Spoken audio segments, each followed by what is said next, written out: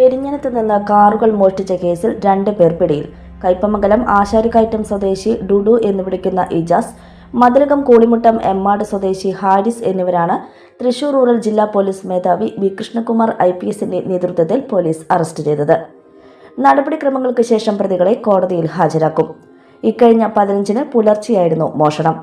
മൂന്നുപേടുക സ്വദേശി മുഹമ്മദ് അനസിന്റെ പറമ്പിൽ പാർക്ക് ചെയ്തിരുന്ന 6 ലക്ഷം രൂപ വില വരുന്ന മാരുതി സ്വിഫ്റ്റ് കാറും 11 ലക്ഷം രൂപ വില വരുന്ന മാരുതി എർട്ടിഗ കാറുമാണ് പ്രതികൾ മോഷ്ടിച്ചത്.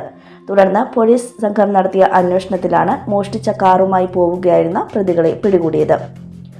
ഇജാസ് കയ്പമംഗലം, മതിലകം, വടക്കേക്കാട് പോലീസ് സ്റ്റേഷനുകളിലായി വധശ്രമം ഉൾപ്പെടെ 21 കേസുകളിലെ പ്രതിയാണെന്ന് പോലീസ് പറഞ്ഞു.